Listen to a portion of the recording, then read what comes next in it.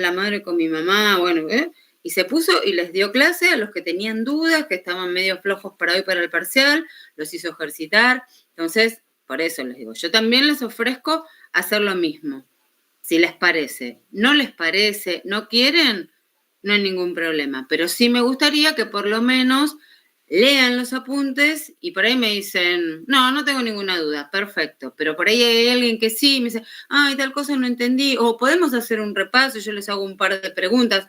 Yo hoy todavía no armé el parcial, pero ya, bueno, porque mañana tengo que ir para la universidad, tengo un montón de cosas, esta semana también tengo visita práctica en AISA, entonces todavía no pude hacer el parcial, pero yo ya para el sábado voy a saber más o menos qué es lo que voy a tomar. Entonces hacemos un repasito con preguntas parecidas, porque no van a ser las mismas, de lo que puedo llegar a tomar. Y ustedes van a ver si están flojos, si no, y en qué pueden reforzar.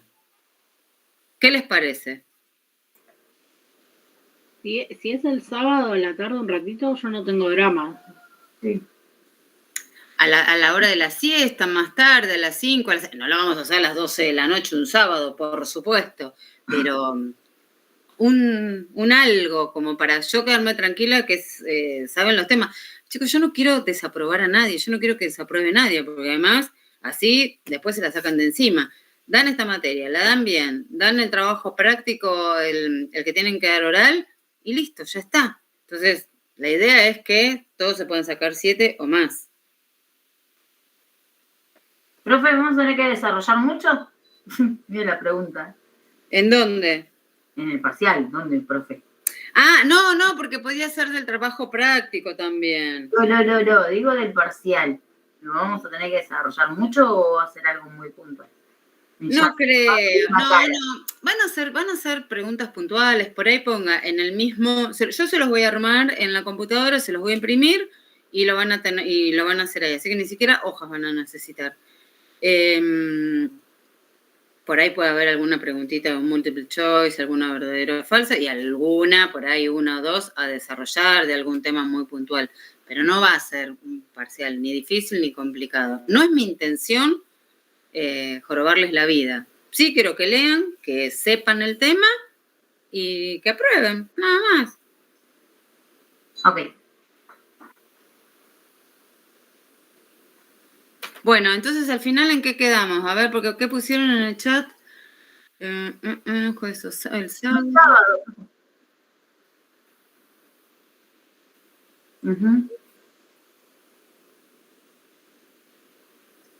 Bueno, a ver, ¿qué día es este sábado? 20 y algo, ¿no? 21, creo. ¿Qué hora? Bueno, hagamos así. Quedemos 22. ¿Quién da más? Quedemos el sábado a las 5 de la tarde. Los que están aquí presentes, ¿pueden el sábado a las 5 de la tarde? Un ratito, por ahí 1 hora y como mucho. Sí. Bueno, quedamos así, sábado a las 5 de la tarde y ustedes se comprometen a leer todo, ¿sí? Cualquier cosa, llega a pasar algo, no se puede, lo vamos viendo. Pero en principio quedamos el sábado a las 5 de la tarde. Y ustedes ya después, esperen que me lo voy a anotar, porque si no, ya veo que me voy a olvidar. Acá, sábado 22, 17 horas. Y entramos con este mismo link de acceso, ¿sí? Después le avisan al resto de los compañeros. Bueno, vamos a preguntarle a las mamás cómo pasaron ayer su día y ya empezamos. Por ahí ya entra algún otro más. ¿Pasaron bien las mamás?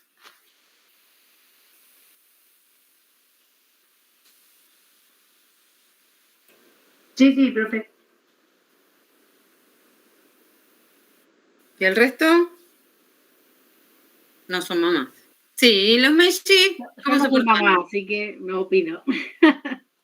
Pero los Messi sí. La mamá de los Messi. Bueno, vamos a empezar.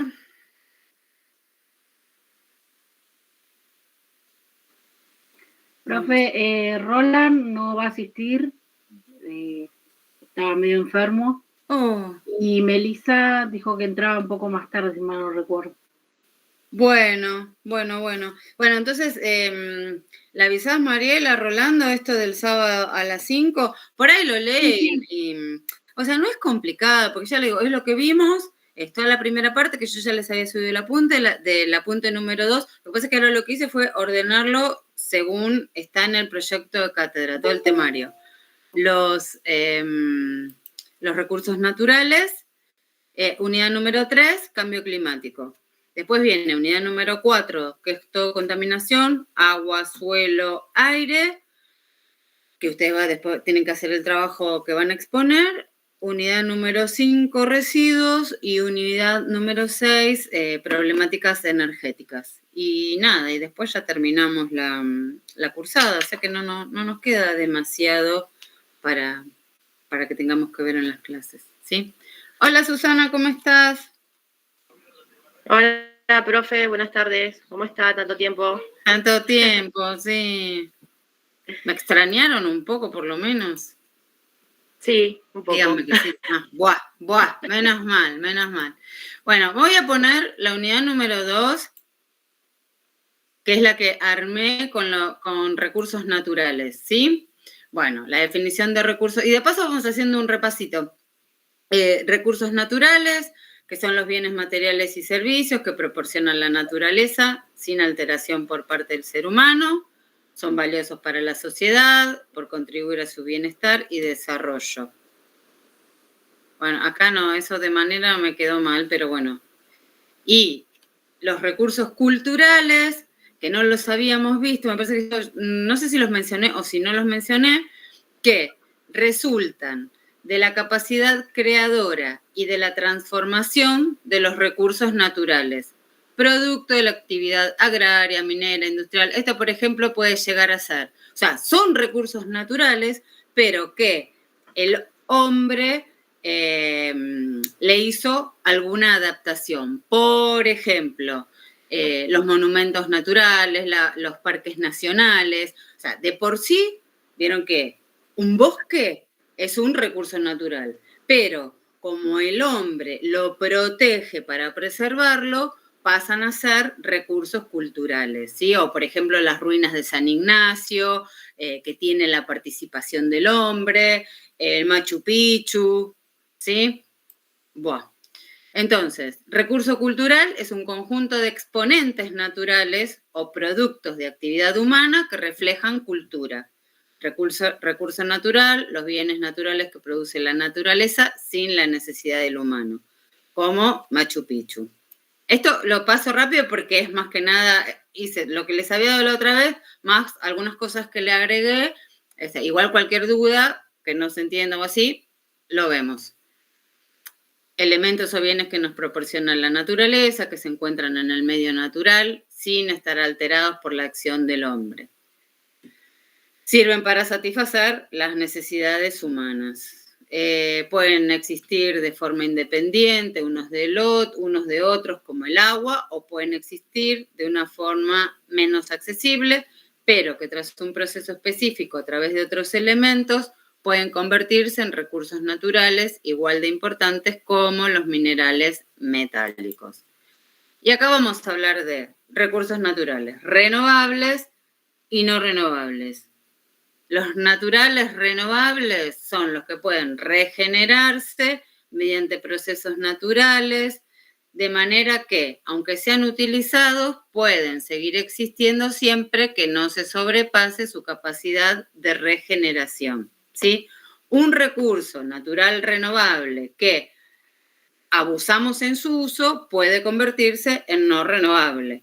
Entonces, los no renovables son los que, una vez consumidos, no pueden regenerarse de forma natural en una escala de tiempo humana. Recuerden, los combustibles fósiles que, bueno, o sea, una vez que se terminen va a pasar millones y millones y millones de años hasta que puedan volver a regenerarse. Por eso los consideramos no renovables.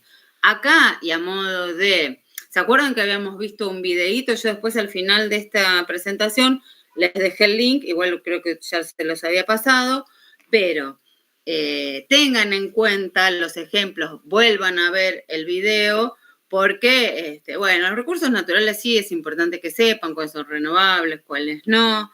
Entonces, vuelvan a ver ese videíto que por ahí, que en el parcial pueda llegar a preguntarles, que me digan si son renovables, no renovables, si unir con flecha. Bueno, no lo sé, pero a eso denle una repasadita especial. Yo cada cosa de los títulos, esto vayan anotando, cada uno de los títulos que me parece que son más importantes, les digo, tengan en cuenta para el parcial. Bueno. Entonces, los recursos naturales renovables, que son aquellos cuya cantidad puede mantenerse o aumentar en el tiempo, tenemos agua, energía hidráulica, la biomasa, radiación solar, viento, olas, energía geotérmica, plantas y animales.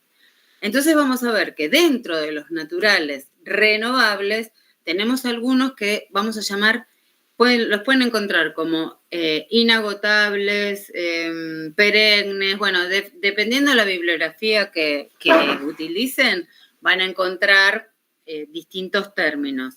Entonces, dentro de estos que son inagotables, tenemos el viento, por ejemplo, que el viento nunca se va a terminar, porque el viento es viento, o sea, y no es que lo uso o no lo uso, es viento. Entonces, esos estarían dentro de la categoría recurso natural renovable, o sea, o recurso natural inagotable, ¿sí?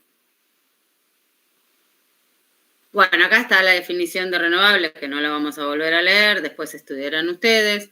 Acá tenemos los no renovables, ejemplos, minerales, petróleo, gas natural. Y acá tenemos los inagotables, ¿sí? Que son renovables, que no se agotan con el uso o con el paso del tiempo, sin importar su utilización. El viento, las olas del mar, el sol, o sea, porque el día que no haya sol, no va a haber vida. Así que es así.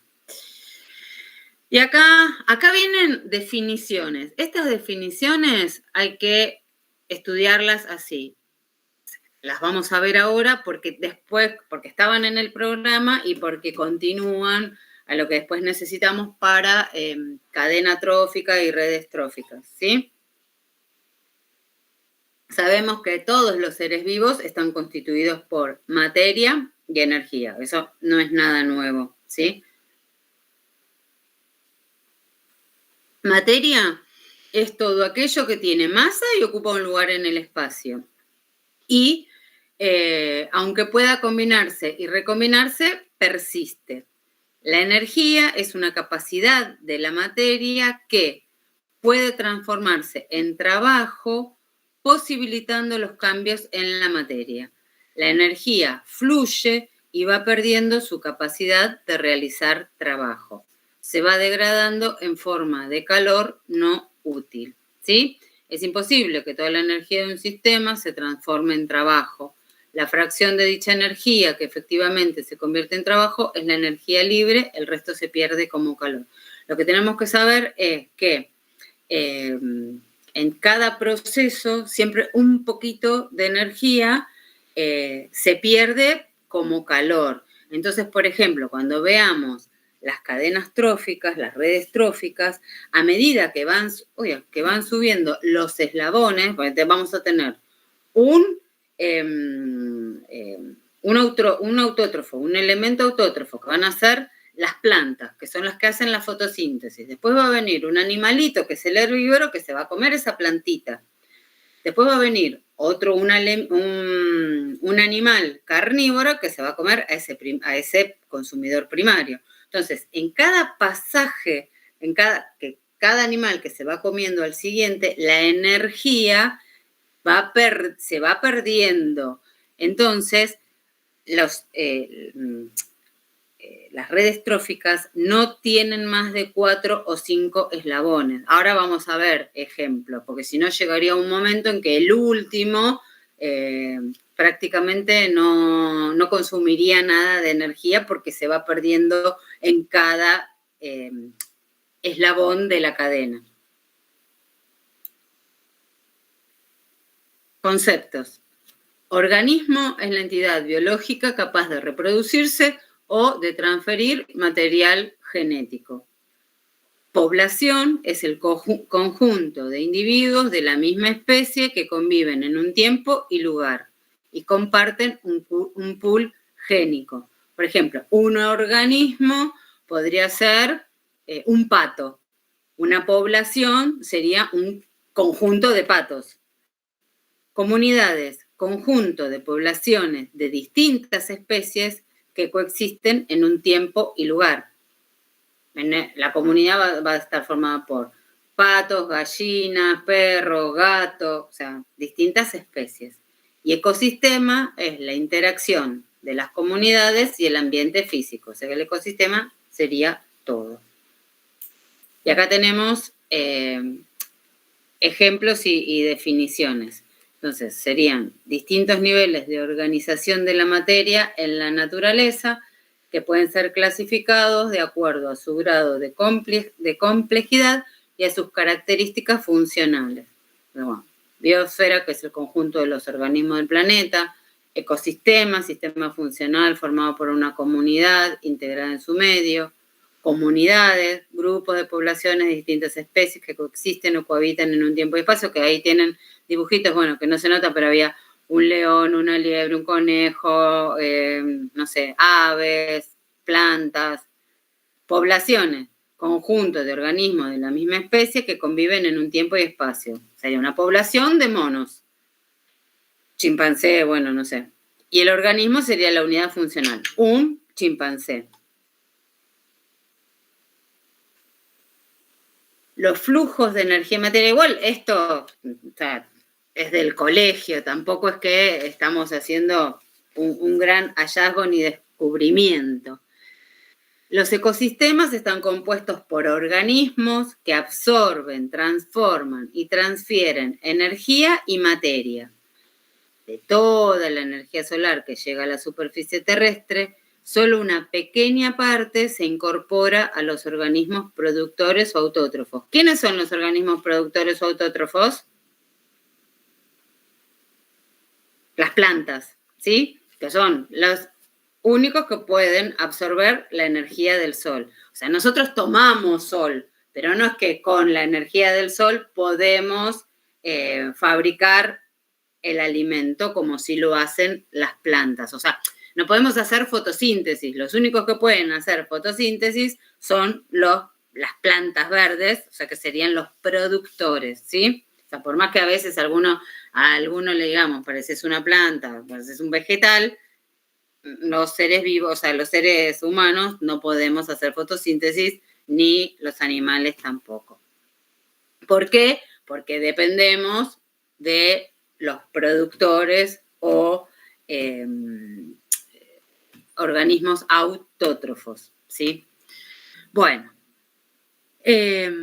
a partir de esta entrada de energía solar, comienza un flujo unidireccional de energía a través de todos los organismos de un ecosistema que fluye desde los organismos autótrofos hasta los heterótrofos, hasta que finalmente se disipa en el medio ambiente. O sea que el flujo de energía y materia sería el paso de nutrientes y energía de un ser vivo a otro a través de la alimentación.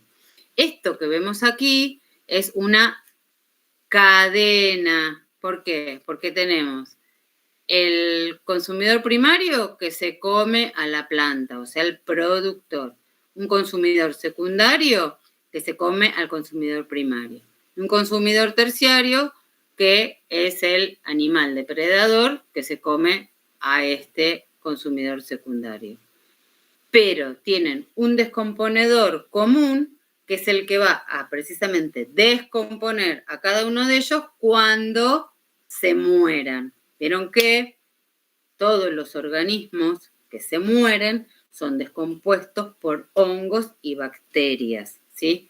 Y bueno, y ahí también van los gusanos. Y, bueno, en fin, no vamos a entrar tampoco en tanto detalle, pero sería así. Entonces, ¿cómo son esas relaciones tróficas? Si hablamos de cadena, es que, como veíamos acá, algo lineal que uno se va comiendo a otro. La red trófica es una interrelación compleja que se establece entre distintas especies que forman los distintos niveles tróficos. ¿Qué quiere decir esto?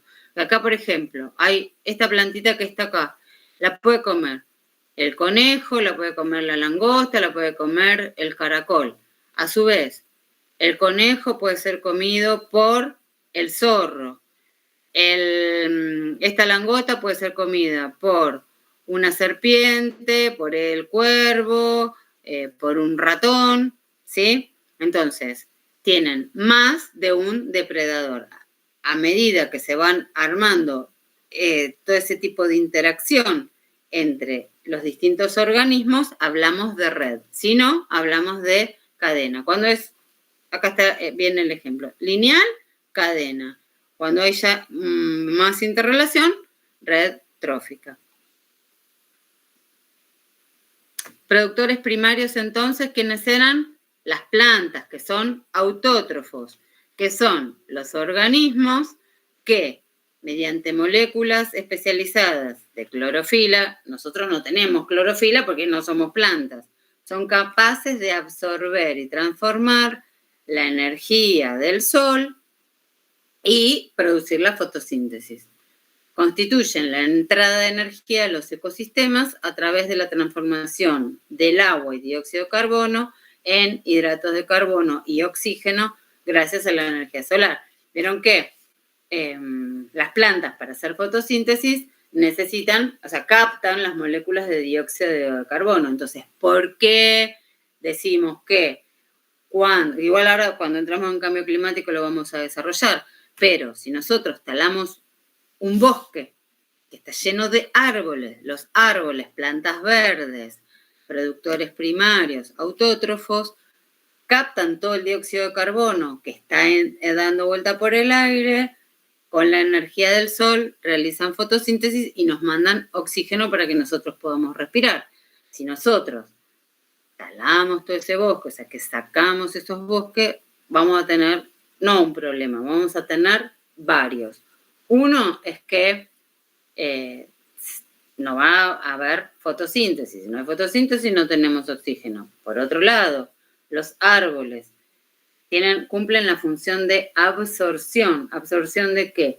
Del agua de lluvia. Cada vez que llueve, el agua cae al suelo.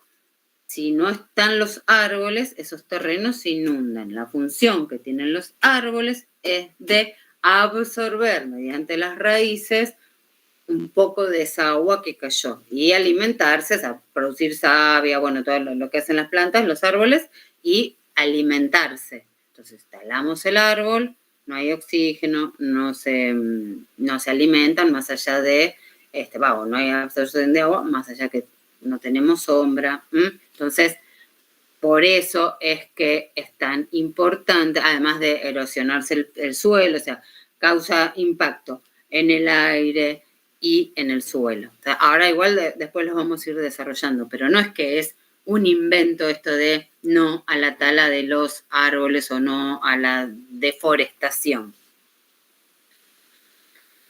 Entonces, esos serán los organismos autótrofos. Los heterótrofos son los que requieren materia orgánica procedente de otros seres vivos, en este caso las plantas, por eso son llamados consumidores. Los consumidores primarios obtienen su alimento a partir de los productores. Recuerden el conejito que se comía la planta. En términos generales, se los denomina animales herbívoros y forman el segundo nivel trófico. Herbívoros, ¿por qué? Porque comen hierbas. Los consumidores secundarios obtienen su alimento a partir de los consumidores primarios, ya que son carnívoros, porque están comiendo carne. Forman el tercer nivel trófico.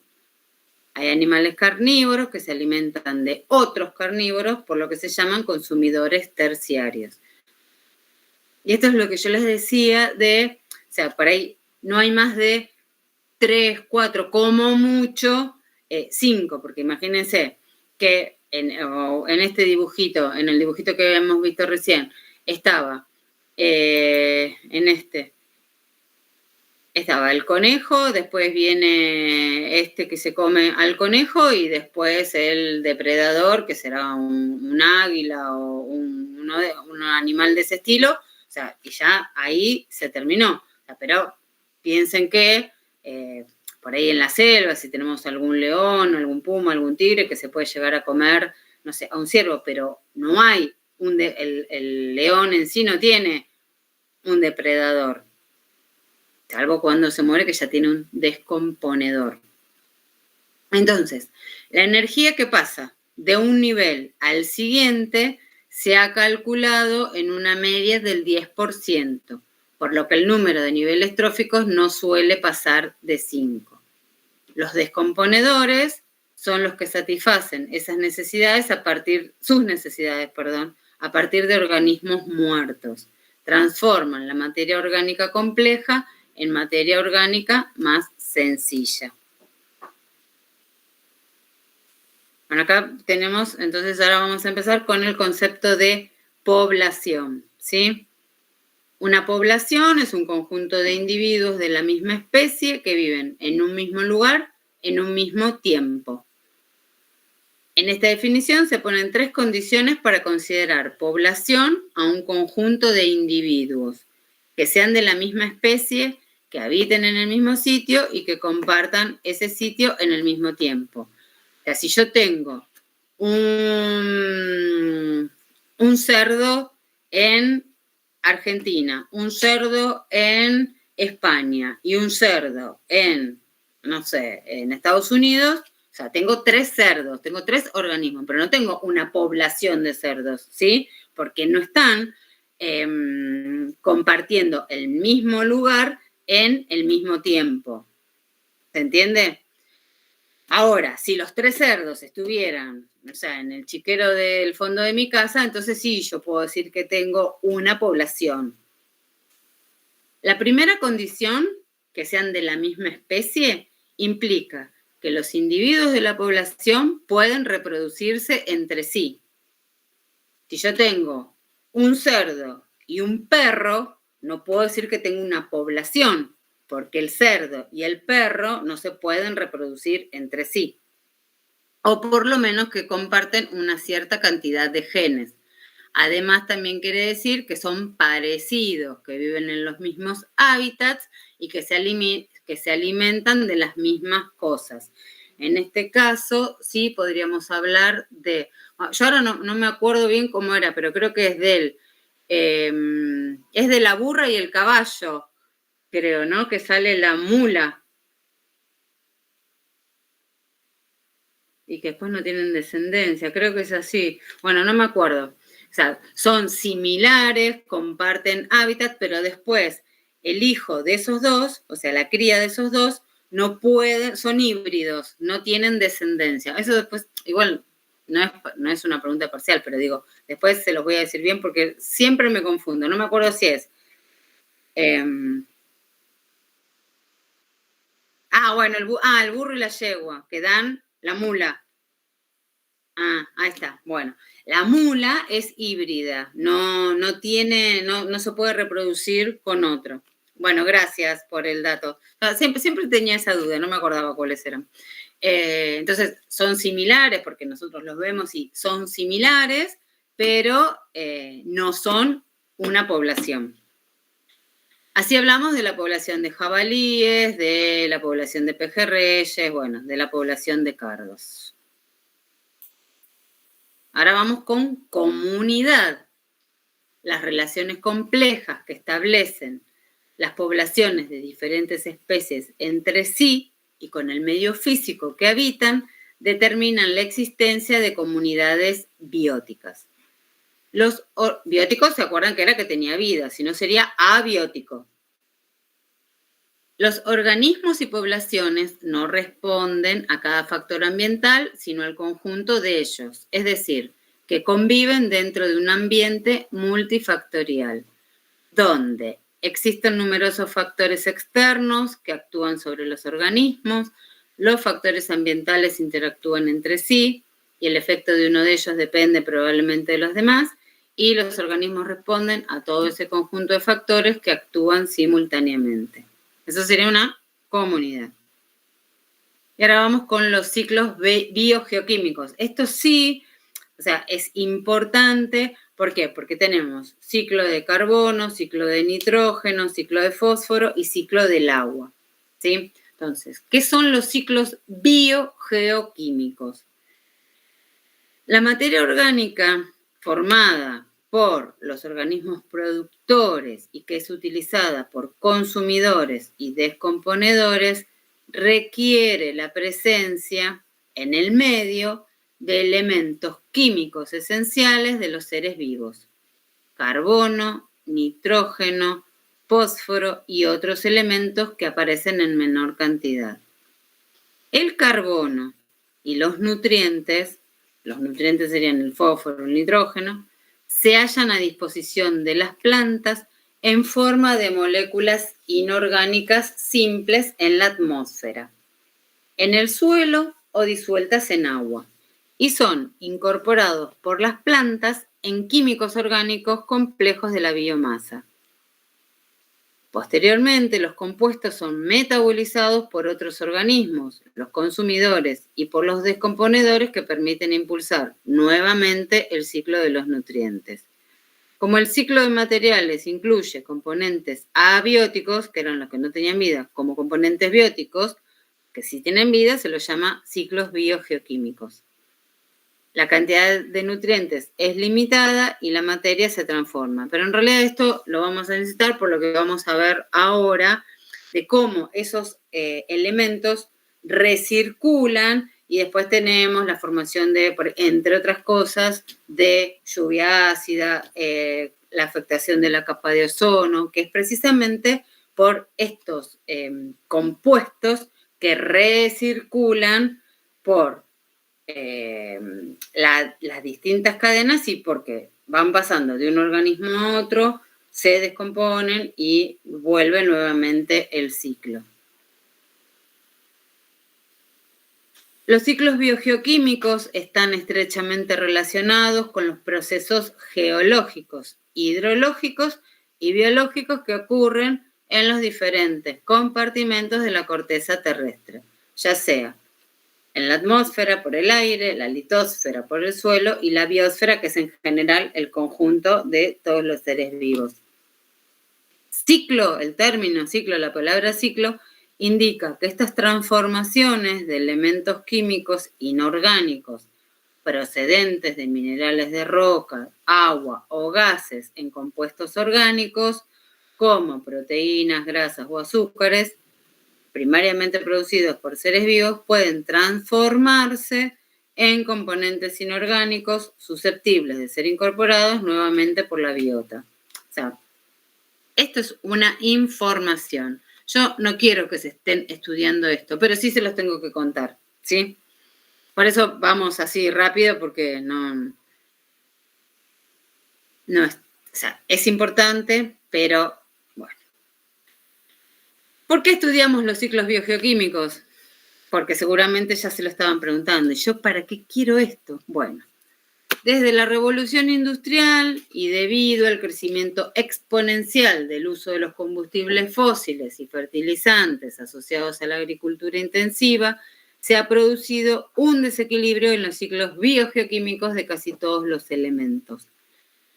Los desequilibrios en los ciclos provocados por eventos naturales catastróficos, ahí no sé qué quise poner, impactos meteoríticos, vulcanismos o por las actividades humanas, podrían tener importantes consecuencias en las dinámicas y en el funcionamiento de los ecosistemas.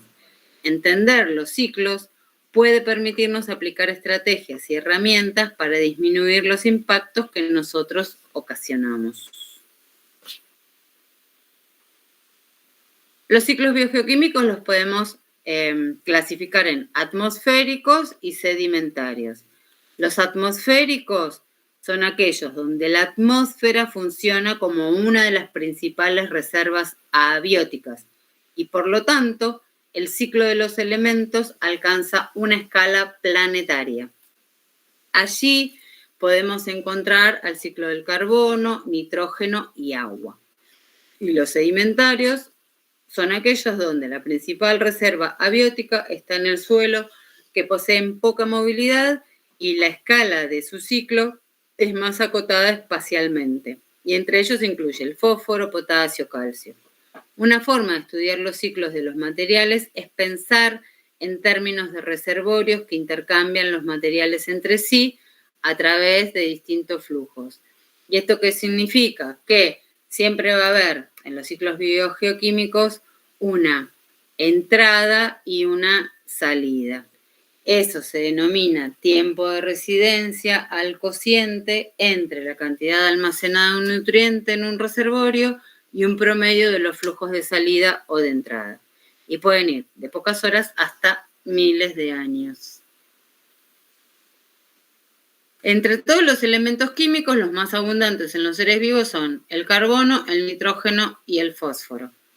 El carbono es un elemento integral de todos los componentes orgánicos, lo que hace que sea fundamental para todas las formas de vida conocidas. El nitrógeno es componente de compuestos orgánicos estructurales como las proteínas que componen la biomasa o de moléculas que contienen la información genética, por ejemplo, el ADN. Y el fósforo es indispensable para la actividad metabólica, como parte de las moléculas involucradas en el almacenamiento y transporte de energía en los organismos o de compuestos que posibilitan las reacciones. Carbono, nitrógeno y fósforo están acoplados biológicamente a través de las reacciones bioquímicas que controlan la producción primaria y la descomposición de la materia orgánica. Cuando ustedes ven, por ejemplo, la orina, nuestra orina, contiene nitrógeno. La urea, que es un elemento que nosotros eliminamos con la orina, contiene nitrógeno.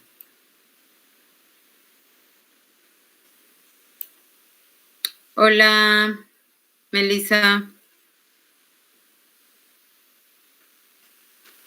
Bueno. Hola, profe, perdón. Un lío ¿Cómo con estás? el colectivo.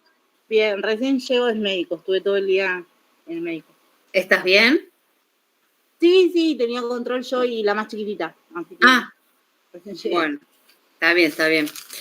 Bueno, después fíjate que en el EVEA ya puse esta clase que estoy dando, que es de recursos naturales, que es le agregué algunas cosas porque estaban en el programa de lo que sí tenían que ver, que a mí me pasó la universidad, entonces les estoy dando todo lo que está en el programa que faltaba, se lo subí. Después dale una leidita y el sábado vamos a hacer una juntadita a la tarde para hacer un repaso y que consulten si tienen alguna duda antes del parcial. ¿Sabes, Melissa?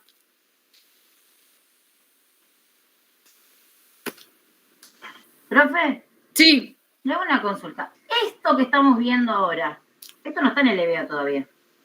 ¿Sí?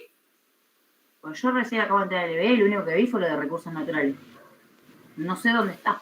Salvo que Esto sí, está al final, yo lo bajé. Sí, está al final de todo. Bueno, pues yo no lo puedo ver. Pues tengo nada más que la unidad 1 y la unidad, lo de recursos naturales. No me aparece otra cosa, por eso le pregunté. Sí, no sé bueno, después vuelve a fijarte, Lore, porque lo subí hoy y hace un ratito. Lo que pasa es que yo estoy capturando las pantallas porque como no lo tengo, entonces estoy capturando lo que te está pasando. Fíjate que lo que hice fue ponerlos en carpetitas. Puse una carpeta que dice unidad 1, una carpeta que dice unidad 2. Y ahí dentro de la carpeta que dice unidad 2 está este apunte.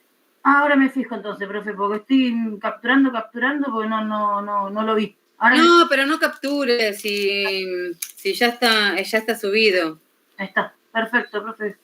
Así no perdés tiempo. Y además que si no te vas a llenar de un montón de archivos. Pero voy rápido precisamente porque, bueno, sí, lo tenemos que ver, pero no es algo que yo vaya a tomar específicamente del ciclo de carbono, ¿sí? Pero sí yo lo tengo que dar. Bueno, entonces, el carbono es uno de los elementos más abundantes de la materia viva. forma parte de los glúcidos, o sea, los glúcidos que son los azúcares, los lípidos, las proteínas y los ácidos nucleicos. El carbono se puede encontrar en la naturaleza de muchas formas. En la atmósfera, en forma de dióxido de carbono, disuelto en el agua de los océanos, en las rocas carbonatadas como las calizas, en los combustibles fósiles como el petróleo, el carbón y el gas natural. O sea, por eso es importante el carbono, ¿no? Porque, bueno, pues si nosotros hacemos si hablamos de recursos naturales, no renovables, que tenemos petróleo, el carbón, el gas natural, tenemos que saber que sí, que están formados por carbono. O sea, no es algo que yo les vaya a preguntar cómo están formados los combustibles fósiles. Yo no se los voy a preguntar, pero, no sé, en alguna charla, en algún momento alguien les puede preguntar y bueno, sí, me acuerdo que lo había visto. Ustedes después recurren a los apuntes, pero por lo menos que les suene el término. Bueno, ¿por qué es de interés el ciclo del carbono? Porque la mayor parte de los tejidos están compuestos de carbono. El 99% del carbono del planeta se encuentra presente en las rocas en la forma de carbonato. Ahí no es a la forma, sino en la forma de carbonato. Normalmente como carbonato de calcio, ese CO3 es. El Ca es calcio y el CO3 sería el carbonato, que está formado por un átomo de carbono y 3 átomos de oxígeno. O como carbono orgánico disperso.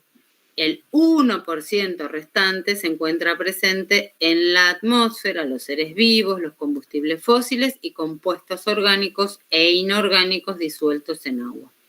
Este ciclo se considera como el más rápido, ya que según los estudios, la renovación de la cantidad de carbono en la atmósfera sucede cada 20 años y es de vital importancia para el entendimiento de cambio climático. Eso sí lo vamos a ver ahora, después. O sea, piensen que 20 años en la historia del mundo no es nada, o en un ciclo en realidad no es nada. Para la naturaleza, y no es nada.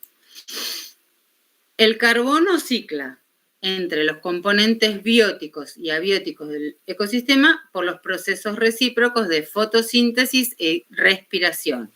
Piensen que para la fotosíntesis, yo les había dicho recién, la planta necesita la luz del sol, captar el dióxido de carbono, que son 2 átomos de oxígeno y un átomo de carbono, o sea, la molécula de dióxido de carbono, la planta lo que hace es incorpora el carbono de esa fuente inorgánica en sus tejidos formando biomasa, que constituyen el alimento para los demás niveles tróficos, porque después va a ir, no sé, la vaca y se va a comer el pasto o el conejo o lo que sea, ¿sí? Entonces, la respiración de todos estos organismos restituye el carbono a la atmósfera, porque nosotros respiramos oxígeno, o sea, cuando hacemos esto, inspiramos, incorporamos el oxígeno. Cuando sacamos, okay, soplamos, ahí estamos sacando el dióxido de carbono. Entonces, por eso ven que es un ciclo, porque después ese dióxido de carbono que nosotros eliminamos, lo incorpora la planta para realizar fotosíntesis. Nosotros respiramos y, o sea, la planta, repito, incorpora el dióxido de carbono con la luz del sol y el pigmento que tiene que la clorofila, va a descomponer todo eso todo ese proceso, que es el proceso de la fotosíntesis, y nos va a alargar a nosotros oxígeno para que nosotros podamos respirarlo. Lo respiramos y sacamos dióxido de carbono. Por eso también necesitamos las plantas, porque si no tenemos plantas, va a llegar un momento en que nosotros no vamos a poder respirar el oxígeno y, o sea, sacamos el dióxido de carbono y que cuando queremos incorporar, si volvemos a incorporar el dióxido de carbono, va a llegar un momento que nuestros pulmones no se pueden oxigenar, se pierde la vida. Entonces, por eso necesitamos las plantas verdes. O sea, no es el porque sí o porque, no sé, los que nos dedicamos a las ciencias del ambiente o los que estudian ecología o los defensores del ambiente somos chiflados porque sí. Somos chiflados, pero además tenemos un motivo para defender todo ese tipo de cosas. Bueno.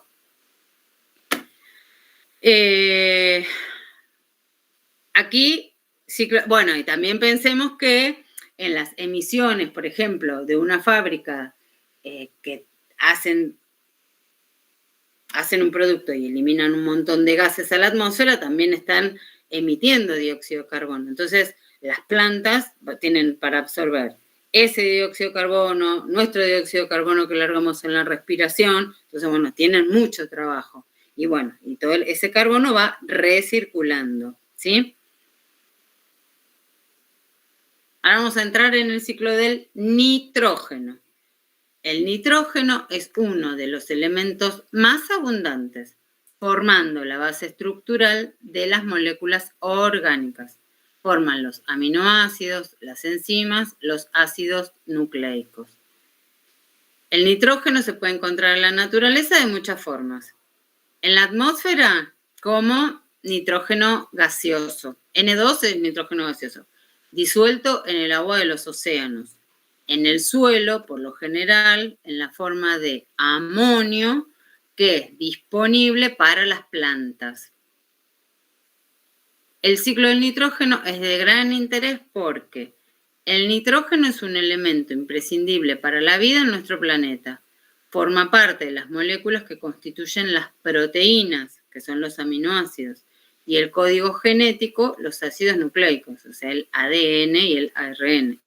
Y es un componente esencial de las enzimas, proteínas que posibilitan la mayoría de las reacciones metabólicas de síntesis y degradación de la materia orgánica. El nitrógeno es uno de los nutrientes más limitantes para la ppn en los ecosistemas terrestres. Uy, acá que quise poner. Uy, no sé, no me acuerdo. Su disponibilidad probablemente haya controlado el tamaño y la actividad de la biosfera desde la aparición de los primeros organismos en el planeta. Las actividades antrópicas han alterado el ciclo del nitrógeno a través del uso masivo de fertilizantes en la agricultura intensiva. Saben que todos los fertilizantes contienen nitrógeno. Entonces, cuando nosotros hablamos de contaminación de suelo, por ejemplo, vemos que hay una cantidad exorbitante de nitrógeno. ¿Y cómo sería el ciclo del nitrógeno? La fórmula molecular del nitrógeno constituye el 78% de la atmósfera terrestre, o sea, que es lo que está en el aire, o sea, en la atmósfera. Y es la forma de nitrógeno más abundante de la Tierra. Es una molécula prácticamente inerte porque es un gas y no está disponible para la mayoría de los organismos vivos. Pero, ¿qué pasa acá?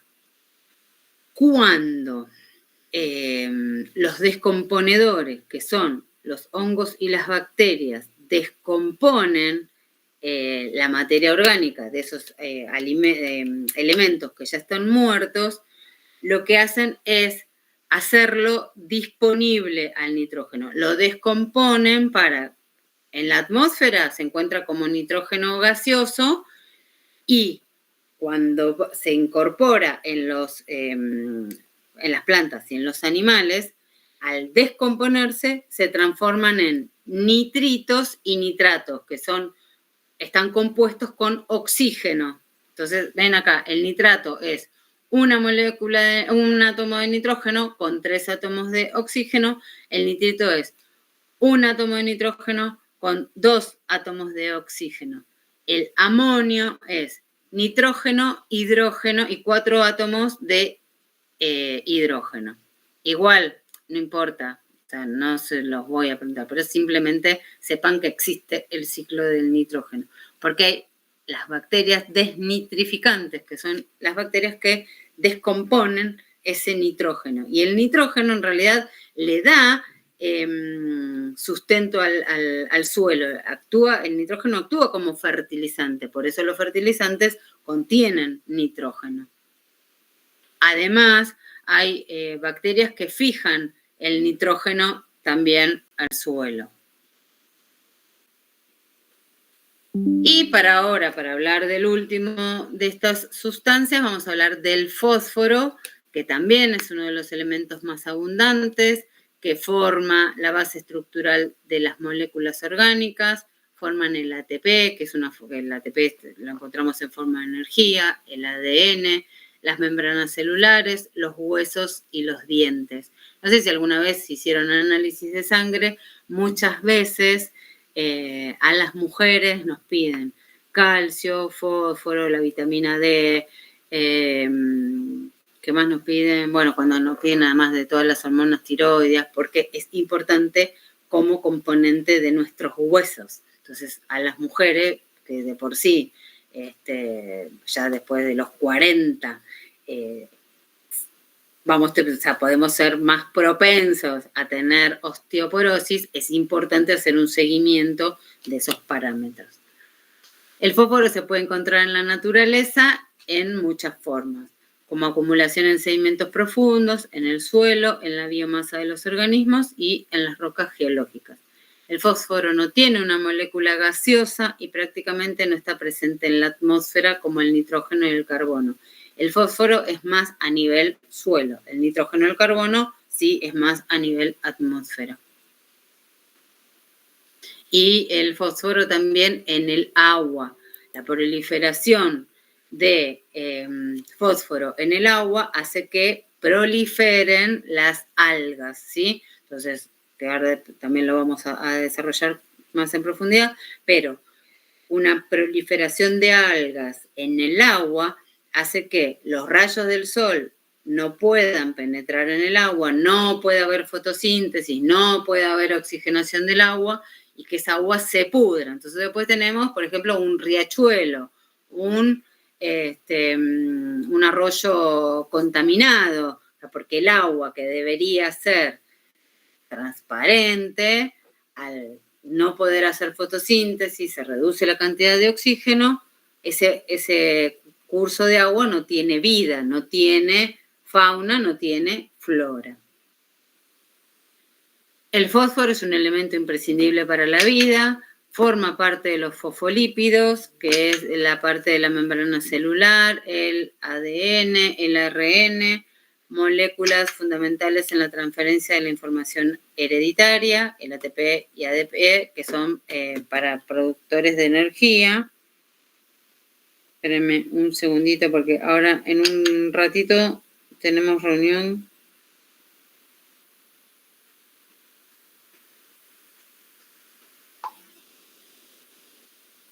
Tengo que estudiar para mañana también. Bueno, la disminución de la disponibilidad de fósforo y de las tasas de reciclaje de la materia orgánica reducen drásticamente la productividad primaria de los ecosistemas. Las actividades antrópicas, siempre que vean antrópico, significa actividades del hombre, han alterado el ciclo del fósforo a través de la extracción industrializada de minerales de fósforo para el uso masivo de fertilizantes en la agricultura intensiva. Y el ciclo del fósforo sería de esta forma. La meteorización de las rocas, o sea que las rocas se vayan como desgastando, libera gradualmente fosfatos, que es la forma en la que la absorben las plantas, ¿sí? Los consumidores adquieren el fósforo a través de la alimentación y retorna al suelo por la eliminación en su materia fecal o por la acción de los descomponedores. Una parte puede ir a la napa, o sea, puede ir al agua por el proceso de infiltración y otra parte puede moverse a través de la erosión de los suelos. Y de esta forma también llegaría a los océanos. Una parte regresa a los ecosistemas terrestres a través de fenómenos tales como vulcanismos o terremotos. Y acá también hay las aves marinas, las deposiciones de las aves marinas se les llama guano. Entonces también con sus deposiciones, o sea, con su materia fecal, están colaborando o están aportando fósforo también al agua. Entonces, cuando hay mucha actividad de aves que eliminan fósforo al agua, eso puede hacer que se ponga el agua con muchas algas y se torne de un color verdoso. Cuando ustedes vean un agua que tiene un color como verde fluorescente, nunca se metan a un curso de agua que esté así, porque eso tiene mucho fósforo, si tiene muchas algas, vieron que está la marea roja, que es la que producen las algas, y es perjudicial para los seres humanos, o sea, sí para la fauna marina, pero también para nosotros los seres humanos. Lo más leve que nos puede dar es alguna reacción alérgica, o sea, a nivel piel, pero nos puede llevar a la muerte también.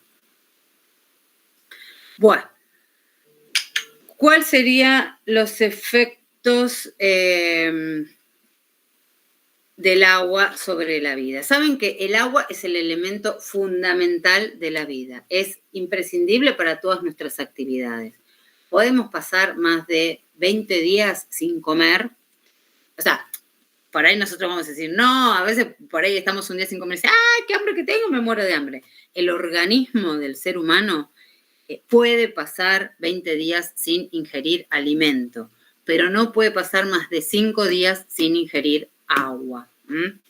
¿Por qué? Porque nuestro cuerpo, además, casi el 70% está constituido por agua. Entonces, desde el punto de vista biológico, el agua tiene muchas propiedades diferentes que son críticas para la proliferación de la vida. Todas las formas conocidas de vida dependen del agua. El agua es vital como solvente en el que muchos de los solutos del cuerpo se disuelven y como parte esencial de muchos procesos metabólicos dentro del cuerpo. Por lo tanto, sin agua, estos procesos dejarían de existir, dejarían de funcionar nuestros riñones, nos deshidrataríamos como una pasa de uva. O sea, vieron que, no sé, van al dermatólogo y dicen, ay, no, tenés la piel muy seca, te voy a dar una crema, pero también tenés que tomar agua. El cardiólogo les dice, sí, tenés que salir a caminar, pero tomá mucha agua. El nefrólogo, o sea, el que nos revisa los riñones, nos dice, comé sin sal, caminá, toma agua. Para los pulmones lo mismo, o sea, para todo necesitamos tomar agua.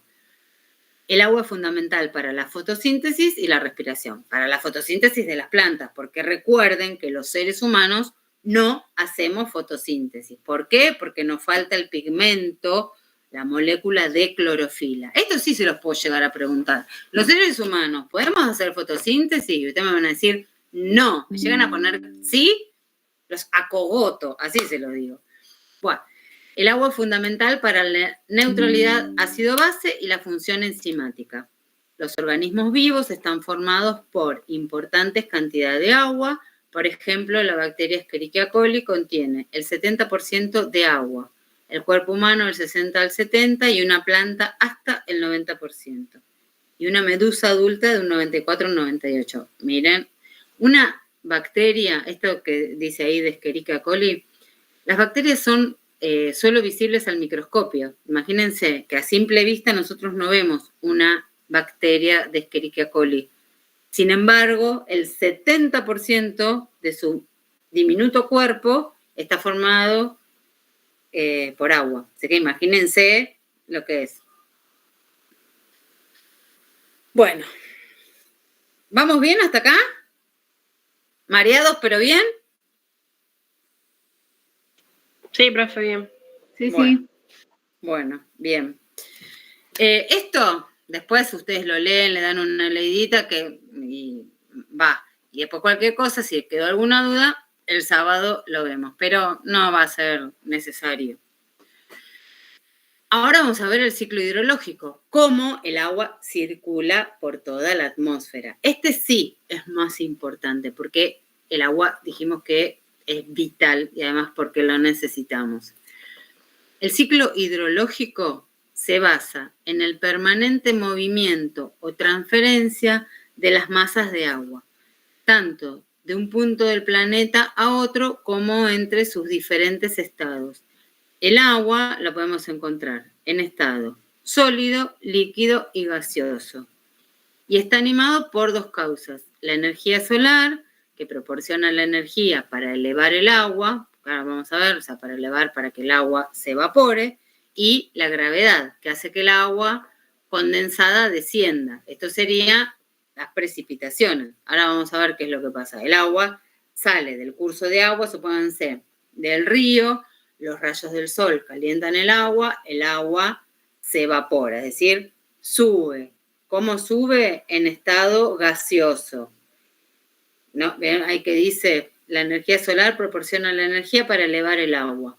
Se evapora en forma de vapor de agua. Se acumulan las nubes. Entonces, las nubes se van formando. Más calor hace, más agua sube. Por eso es que en verano tenemos ¿vieron que uno dice, una tormenta de verano? ¿Por qué? Porque al sol calentar tanto la superficie del agua, el agua se evapora más rápido. Se forman las nubes. Ese vapor de agua que subió, que está formando en la nube, llega a un momento en que se condensa. Al condensarse, pesa.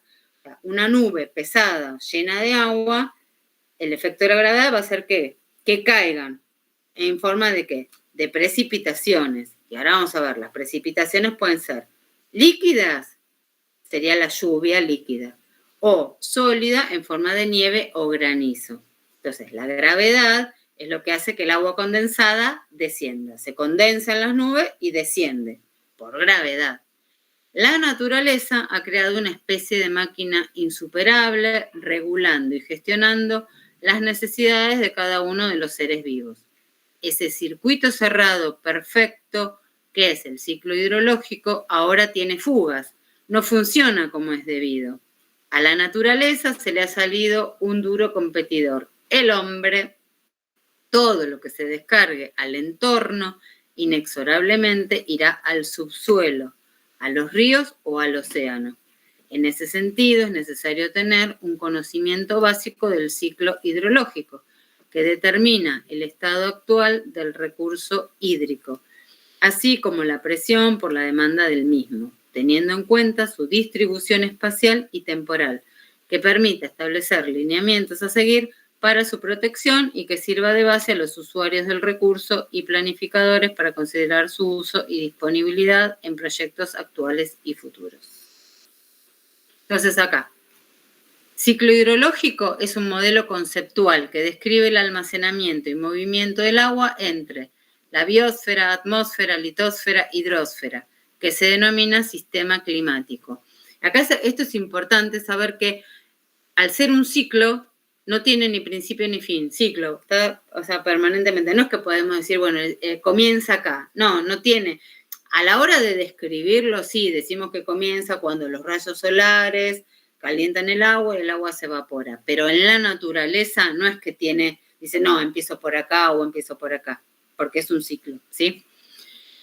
El agua en la Tierra puede ser almacenada en cualquiera de los siguientes reservorios. En la atmósfera, en el océano, océano o curso de agua, ¿no? En la hidrosfera, que sería cualquier curso de agua.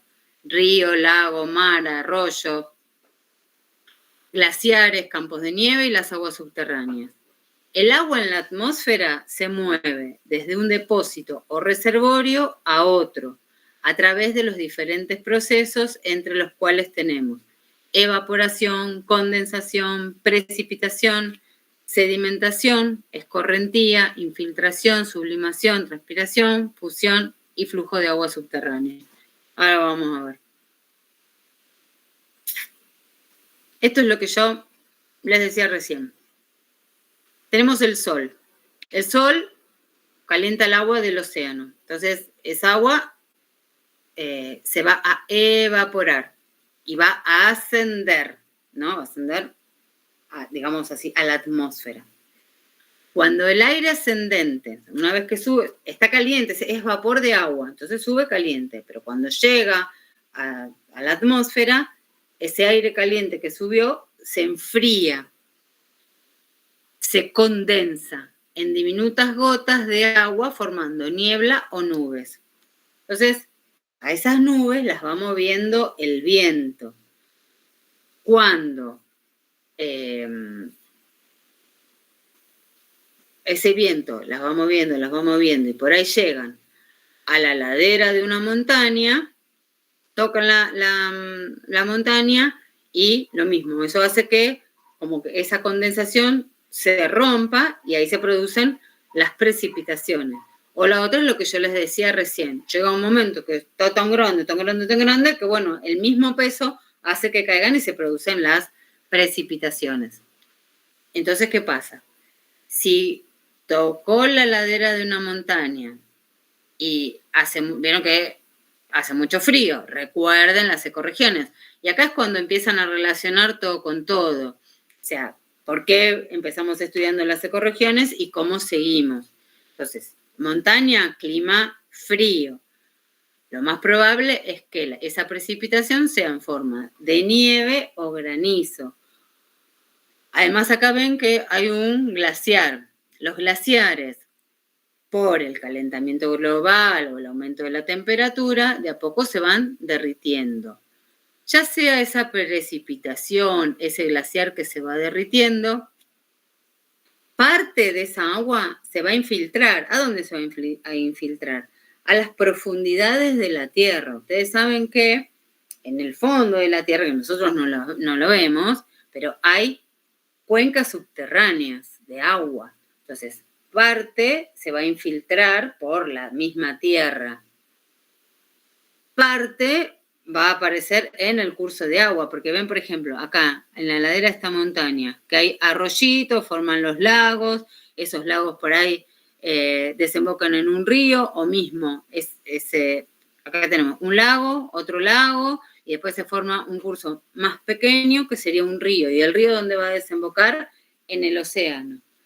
Y esa agua que se va arrastrando se denomina escorrentía, ¿sí? Entonces, bueno, vamos a ver que va a llegar al océano o por la infiltración de las capas profundas o por la escorrentía. Entonces, ¿cuáles serían esas fases del ciclo hidrológico? Esto que yo les expliqué recién, pero, o sea, como mejor explicado. Precipitación, o sea, la lluvia, se denomina a toda agua meteórica que cae en la superficie de la Tierra, tanto en forma líquida, llovizna, lluvia, o sólida, nieve, granizo. Y las precipitaciones ocultas, que son el rocío, la helada. Ellas son provocadas por un cambio de la temperatura o de la presión. La precipitación constituye la única entrada principal al sistema hidrológico continental. Para la formación de la precipitación se requiere la condensación del vapor de agua atmosférico.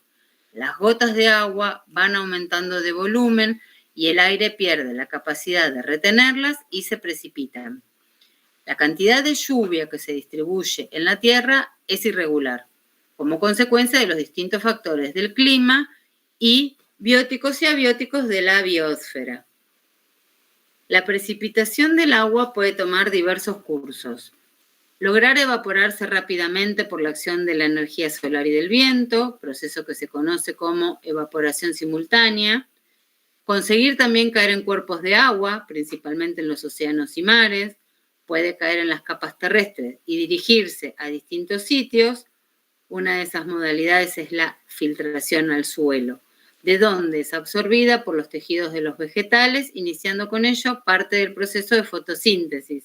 Y de nueva cuenta inicia el proceso de transpiración. La transpiración también es la eliminación de gotitas de agua, ya sea por nosotros los humanos, los animales o las plantas. También puede seguir cauces hasta unirse a arroyos, lagunas, lagos y ríos. Y finalmente ser de vuelta al mar. Pero también es capaz de erosionar los suelos, infiltrarse y unirse a los mantos acuíferos o a aguas subterráneas y aparecer de nueva cuenta como manantiales y lagos y reiniciar el ciclo nuevamente.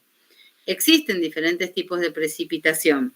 Acá tenemos 3 tipos de precipitación: convectiva, orográfica y precipitaciones frontales.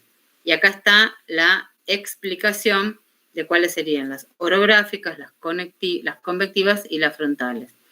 Esto, chicos, es para que lo lean y lo sepan, se lo van a acordar cuando lo están leyendo. No necesito que se lo estudien para el parcial porque no lo voy a tomar, ¿sí?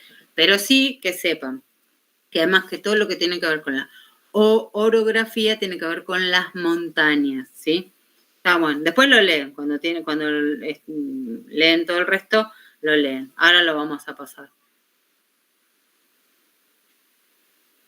Otra etapa del ciclo hidrológico, la evaporación, que se define como el proceso mediante el cual se convierte el agua líquida en un estado gaseoso. La evaporación puede ocurrir solamente cuando el agua está disponible. Obviamente, por más que haya sol, si yo no tengo un curso de agua, no va a haber evaporación.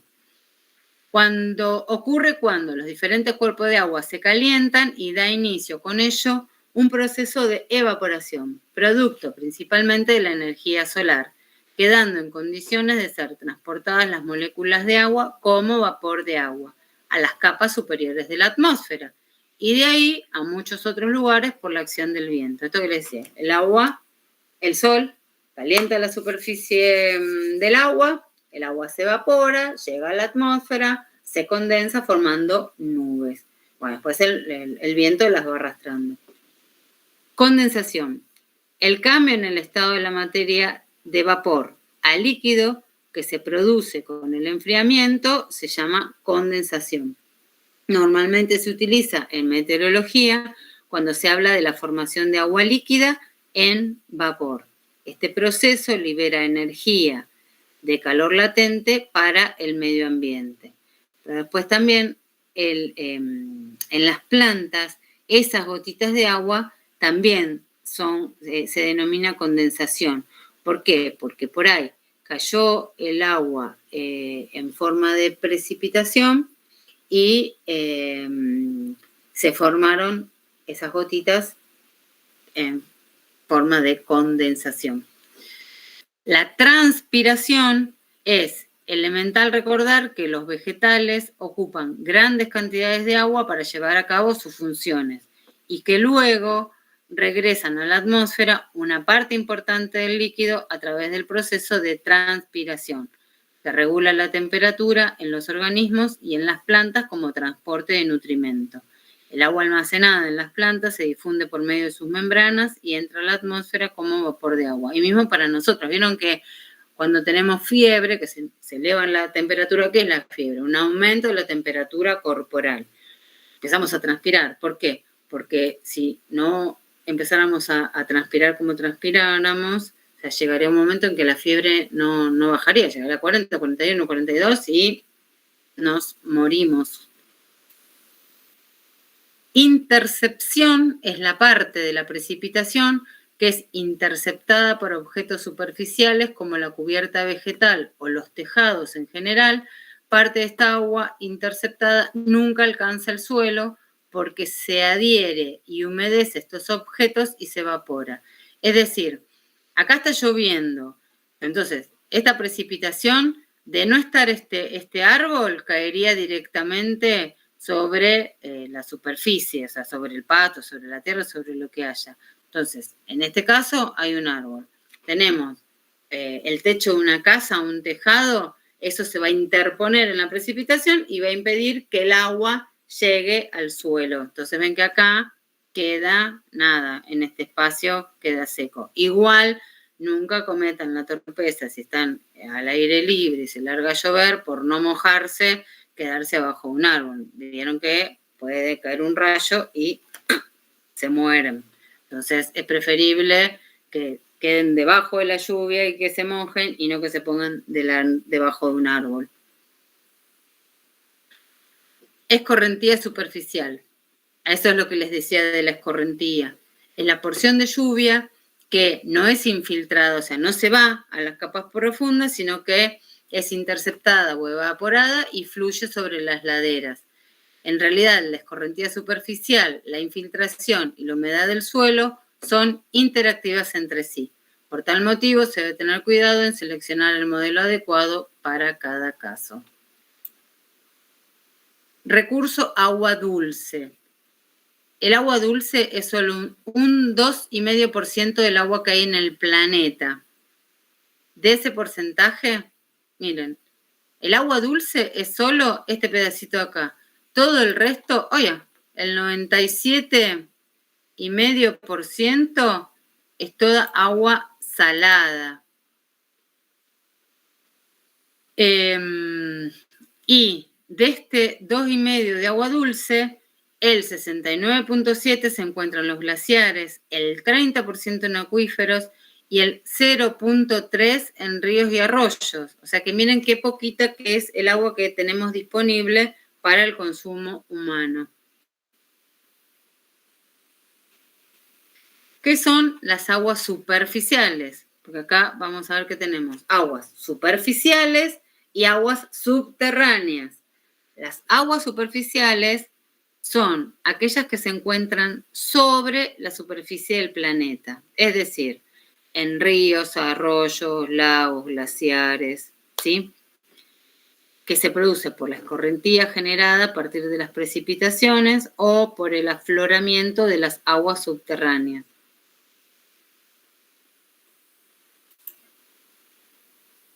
En la actualidad, los arroyos, ríos y lagos siguen cumpliendo funciones diversas como pesca, transporte fluvial, recreación, recepción de residuos, transporte y refugio de biodiversidad. Se ha comprobado que las aguas dulces y sus zonas vecinas son puntos calientes de biodiversidad en el planeta, ya que son utilizados tanto por organismos acuáticos como por muchos terrestres, como lugares de alimentación y nidificación. Pero, por otro lado, los organismos que habitan en estos cuerpos de agua cumplen una función de depuración de las aguas, degradando gran cantidad de sustancias que son liberadas a los mismos. Sepan que los ríos, por ejemplo, tienen esa capacidad de autodepuración, es decir, que si nosotros volcamos alguna sustancia al río, tiramos un efluente al río, el río tiene la capacidad de ir diluyéndolo. Pero, ¿qué pasa? Una cosa es si nosotros tiramos, súbanse, en un río tiramos una vez porque se nos cayó 1 litro de combustible. Entonces, bueno, si bien es algo que lo va a perjudicar, con el tiempo, con el paso del tiempo, los días, esa agua se va a diluir. Ahora, si todos los días yo tiro, o sea, mis vecinos, yo y todos, 100 personas, hoy somos 100, hoy soy yo, mañana somos 100, pasado son 1000, todos con 1 litro de combustible, va a llegar un momento en que ese río, o sea, ese curso de agua no se va a autodepurar, no se puede autolimpiar, y ahí es cuando se contamina. Entonces piensen, Riachuelo, ¿por qué llegó al estado en el que está? Porque con las instalaciones de las industrias y que no se controlaron y empezaron a verter todos sus efluentes. Los efluentes son los productos de residuo, el agua que ya, agua residual, agua que no sirve, se utilizó para un proceso, no sirve y se elimina. Pero la obligación que tiene esa fábrica, esa industria, es, antes de volcarla nuevamente al río, tratarla para sacarle todos esos contaminantes que tiene. Si la industria no lo realiza, tira. Entonces, tira la que fabricó el jean, tira la que fabricó zapatos, tira la que, no sé, el frigorífico de aves, tira el matadero de carne, frigorífico de carne. O sea, si todas las industrias tiran ahí lo que no les sirve, bueno, el curso de agua milagros no puede hacer. Entonces, por eso es que se contamina. Bueno, eso sumado a todas las porquerías que tiramos nosotros los seres humanos, imagínense todo lo que pasa.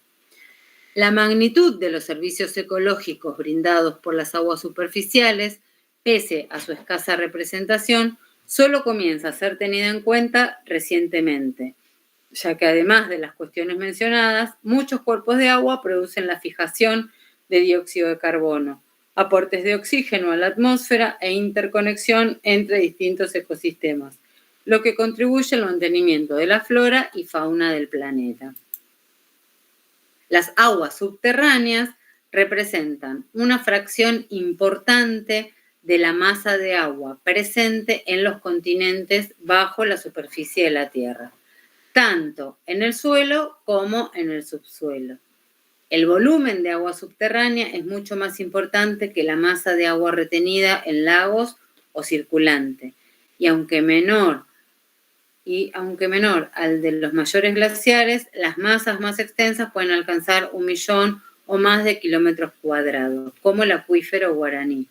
Sepan que América del Sur tiene uno de los mayores acuíferos, que es el acuífero Guaraní, que comparte, está mayoritariamente Brasil, pero también tiene una parte de Argentina. Y nosotros tenemos otro acuífero que es el Puelche. Por eso es que América del Sur es tan importante para el resto de los países, ¿no? Porque llegado el caso, que, no sé, pasara algo con el agua, que se agotara, que, bueno, nosotros tenemos esa reserva. Es de difícil extracción, pero bueno, para el momento que ocurra eso, por ahí se inventó la forma de sacar el agua de los acuíferos. O sea, no está casi disponible, pero tenemos esa reserva de agua. Bueno, en muchos lugares del mundo el agua para consumo humano se obtiene de ríos o lagos, como se hace, por ejemplo, en la ciudad de Buenos Aires.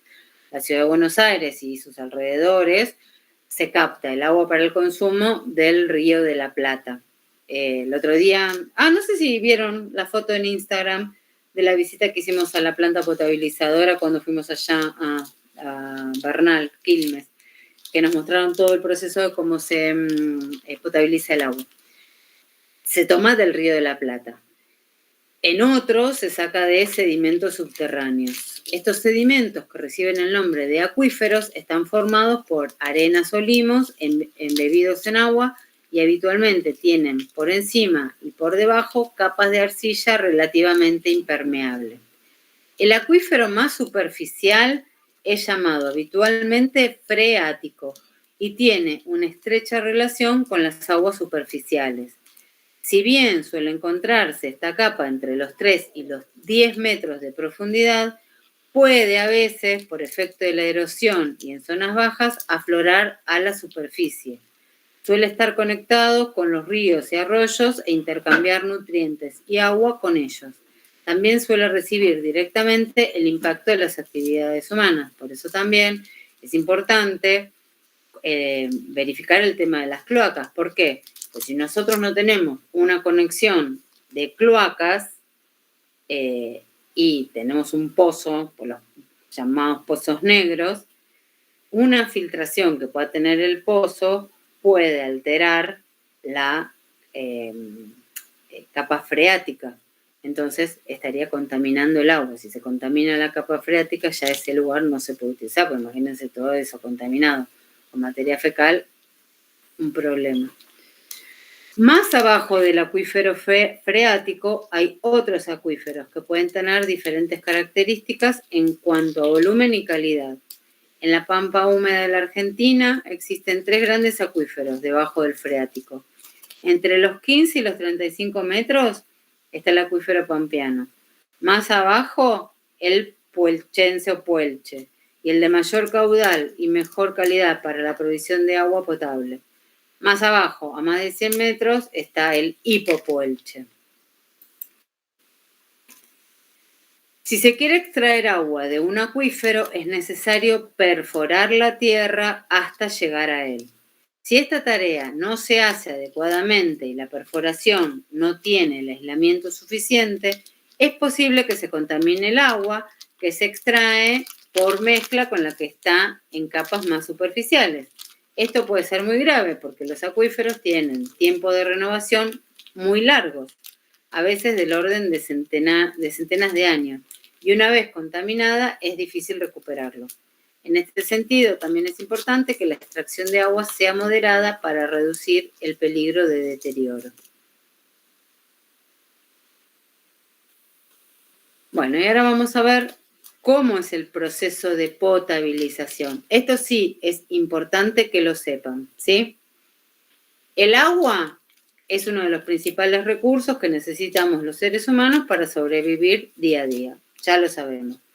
La característica del agua potable son las características del agua potable son las que hacen que sea la única apta para el consumo humano, ya que no supone un riesgo para la salud al estar libre de microorganismos y sustancias tóxicas. Agua cruda, cuando nosotros digamos agua cruda, es el agua tal cual se encuentra en el curso de agua, por ejemplo, en el Río de la Plata. Agua potable es la que ya está tratada y está disponible para que nosotros la podamos consumir, ¿sí? Tiene que cumplir ciertas normas para que nosotros la podamos consumir, pero, bueno, ya es potable. Son muchas las personas que no tienen una fuente de agua de fácil acceso a la que recurrir diariamente y para conseguirla se ven obligadas a recorrer kilómetros diarios, muchos kilómetros por día. O sea, según la OMS, hay mucha gente que, bueno, igual acá en la Argentina también, ¿no? Pero que no dispone de una fuente de agua ni siquiera para aseo. Tiene que caminar para conseguir un bidón de agua. Ya ni hablar de tomarla. La Organización Mundial de la Salud establece que existe un acceso cuando la fuente de agua potable más cercana se encuentra a menos de 1 kilómetro de distancia y que es necesario que se pueda conseguir un mínimo de 20 litros diarios por cada componente de una unidad familiar para hablar de acceso a agua potable. Es decir, una familia que, por ejemplo, tenga 5 integrantes, para poder decir que tienen acceso al agua potable, no tendrían que tener más de 1 kilómetro de recorrido para conseguir esa agua y mínimamente deberían conseguir 100 litros esa familia de agua potable para decir que tienen acceso. Si no consiguen 100 litros, si tienen que caminar, no sé, consiguen 50 litros, siendo 5, y tienen que caminar más de 1 kilómetro, no tienen acceso al agua potable. Se dice que no tienen acceso al agua potable.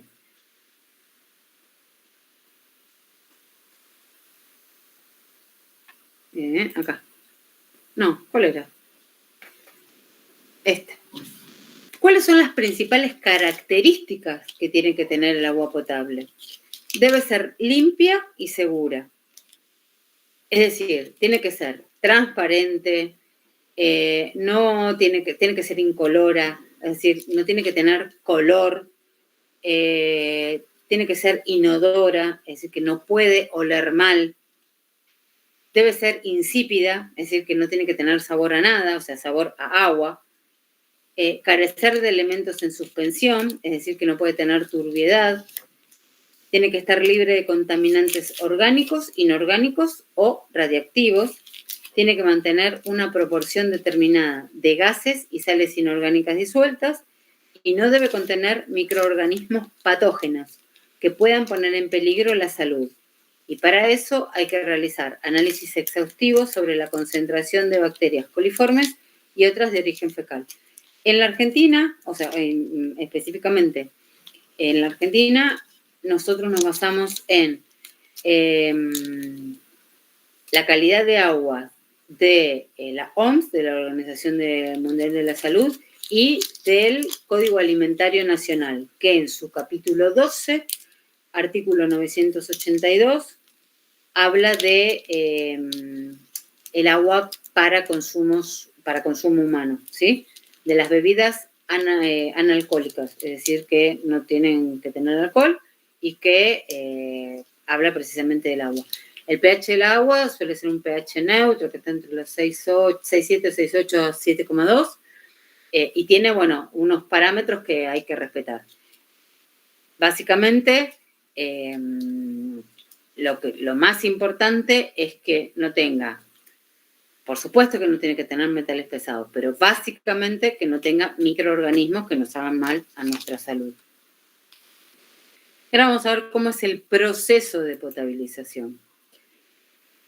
La potabilización varía dependiendo de dónde viene, de la fuente que la irriga. Es decir, si tomamos de un río, de un lago, de un arroyo, y eso va a depender de cada ciudad, de cada lugar. No es lo mismo, no sé, cómo nosotros captamos el agua acá del Río de la Plata, que es un río que tiene un caudal importante, a, por ejemplo, no sé, cómo se capta en Mendoza, que tienen problemas de precipitaciones, que tienen acequias, que, bueno, el agua es un recurso que escasea. Entonces, eso va a ser dependiendo del lugar de residencia. Pero sepan que existen 2 tipos fundamentales de fuentes. Las superficiales, que es agua de río, lago, por ejemplo, y aguas con presencia de sales o metales pesados. Las superficiales es el proceso más simple y consiste en separar ciertos componentes del agua natural, seguido de la precipitación de impureza, filtración y desinfección, con cloro u ozono. Y las aguas con presencia de sales o metales pesados es un proceso más complejo, suele darse en regiones con escasez de residuos hídricos. Un caso particular es la desalinización del agua de mar, que habitualmente emplea técnicas de ósmosis inversa o destilación. En ambos casos, gran parte del proceso tiene lugar en las estaciones de tratamiento de agua potable.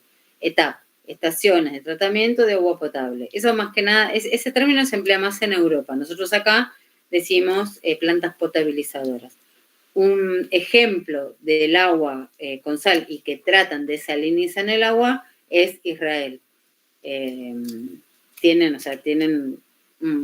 ese proceso ya muy bien estipulado.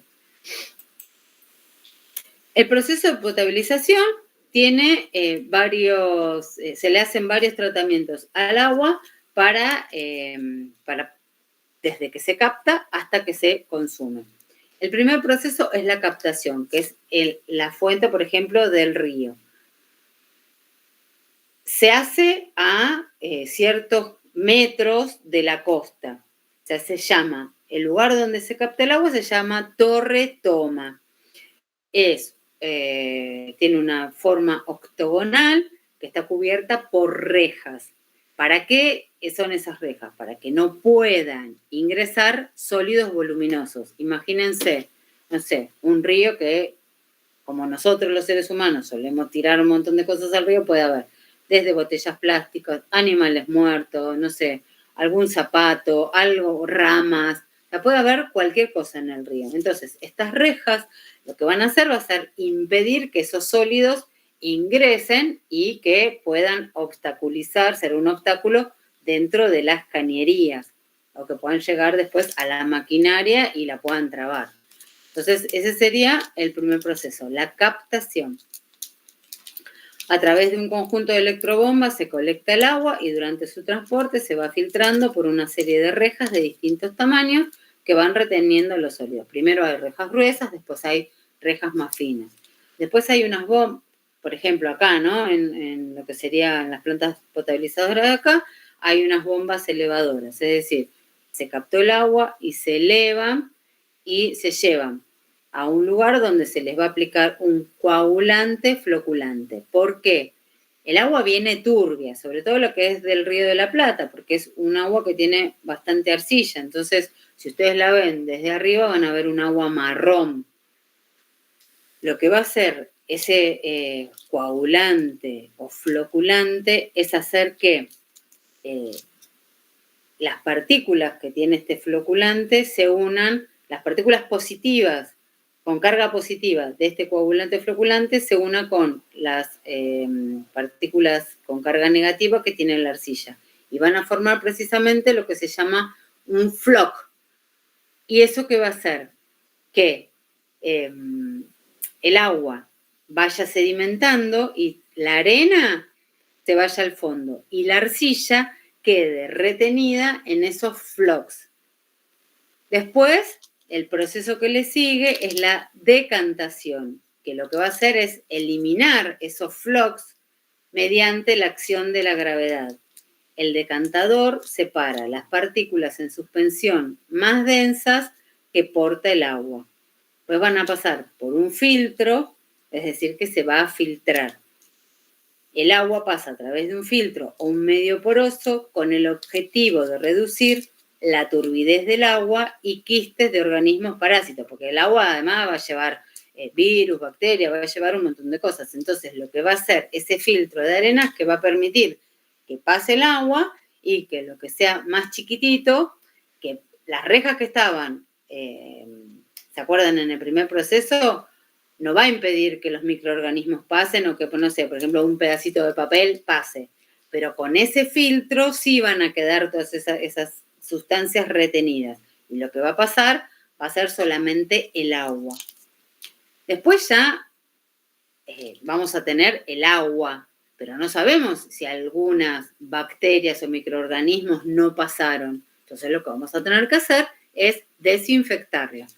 Para poder desinfectarla, le vamos a aplicar un desinfectante. El desinfectante más común es el cloro. O sea, cloro es la lavandina, pero cloro porque suelen ser en pastillas de cloro o cloro gaseoso que tiene una concentración aún mayor que la lavandina. La lavandina que nosotros compramos en el supermercado, que utilizamos para limpiar el baño, ahora todo este tiempo con el COVID, tiene 25 gramos de cloro por litro de agua. Una lavandina concentrada, cuando nosotros veamos que dice concentrada, esa tiene 55 gramos de cloro por litro. El cloro, propiamente dicho, tiene 110 gramos de cloro por litro de agua. O sea que ven que es más concentrado. Entonces, se imaginan que en un lugar donde son súper extensos, una planta potabilizadora, si utilizáramos la lavandina de 25 gramos por litro, tendríamos que estar echando, entonces tendríamos que tener un camión de lavandina. En cambio, si utilizamos cloro, eso permite, al estar más concentrado, permite que podamos reducir un poco más el volumen. ¿Sí? Bueno, y después, antes de la distribución a los hogares, hay que hacer un análisis para ver que el proceso esté bien realizado, ¿sí? Y que cumpla con la legislación vigente. Ahora, eso es nosotros acá en el AMBA, Ciudad de Buenos Aires, o en lugares que cuentan con una planta potabilizadora, pero sepan que hay gente que como no accede, que tiene que por ahí beben agua de un arroyo o beben agua de donde encuentran, porque no tienen un acceso a un curso de agua accesible. Entonces, en ese caso, lo que tienen que hacer es hervirla para, si tiene algún microorganismo, sepan que los microorganismos, cuando el agua hierve, cuando llega a los 100 grados de temperatura, la dejan hervir 4 o 5 minutos y eso les va a asegurar que si tiene algún microorganismo, lo van a matar. Además, en 1 litro de agua echamos 2 gotitas de lavandina y eso nos va a asegurar que por lo menos no nos va a causar ninguna infección a nosotros, que nos vamos a estar intoxicando por algún microorganismo. ¿Es lo ideal? No, claro que no es lo ideal. Pero si no podemos acceder al agua potable que venga de una red de distribución, bueno, por lo menos nos estamos asegurando de no enfermarnos, ¿sí? Bueno, y acá, no se los voy a poner, pero sepan que al final de acá de la filmina van a encontrar el video que vimos la otra vez de recursos naturales y acá les dejo un videito de potabilización del agua, cómo se potabiliza el agua en AISA. Lo ven después ustedes en su casa y cualquier cosa después nosotros vemos en el día de dudas, porque ya van 8 menos cuarto y tengo que darles cambio climático, así no perdemos tanto tiempo, ¿sí? Lo miran después ustedes, ¿les parece? Sí, profe. Bueno, así que acá con esto terminamos entonces ya con todo lo que nos faltaba de la unidad 2. Vieron que agregué algunas cositas. Voy a ir a tomar un vaso de agua porque tengo la garganta seca. Hagan ustedes lo mismo si quieren. Vayan al baño y seguimos con cambio climático, pero no se vayan de la clase, ¿sí? Ok. Está bien, profe, estamos acá.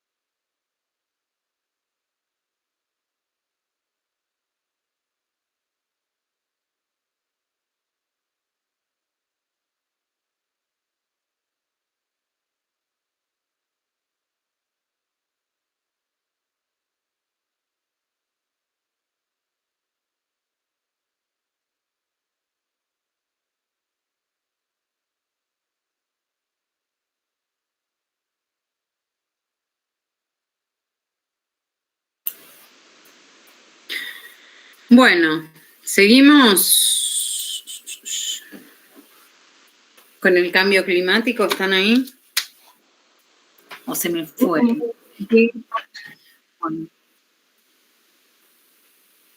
Ay, por Dios, no podía dejar de tomar agua. Tengo la garganta reseca. Bueno. ¿Qué saben ustedes del cambio climático? ¿Saben algo o no saben nada? ¿Escucharon por lo menos hablar alguna vez? Sí. Sí. Bueno, bien. Ya se ve que están cansados, porque ya ni me hablan, ya no me quieren más, nadie dice nada. Buah, voy a hablar yo. Entonces, cuando ustedes escuchen el término cambio climático, ojo, no hay que confundir cambio climático con el clima en sí o con la temperatura o si va a llover. Cambio climático se refiere a la variación significativa en los componentes del clima cuando se comparan periodos de tiempo prolongados.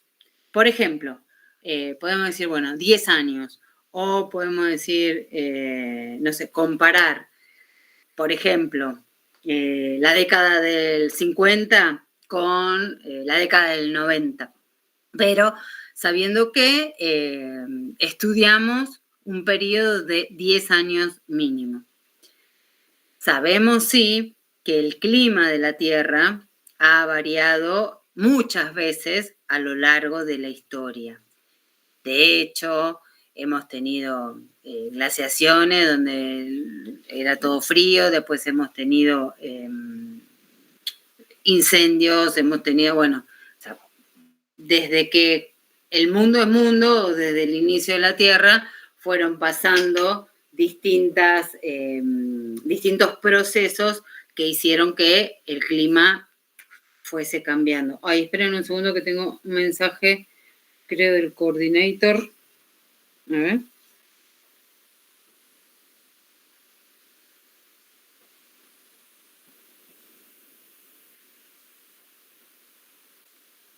Ajá, buenísimo.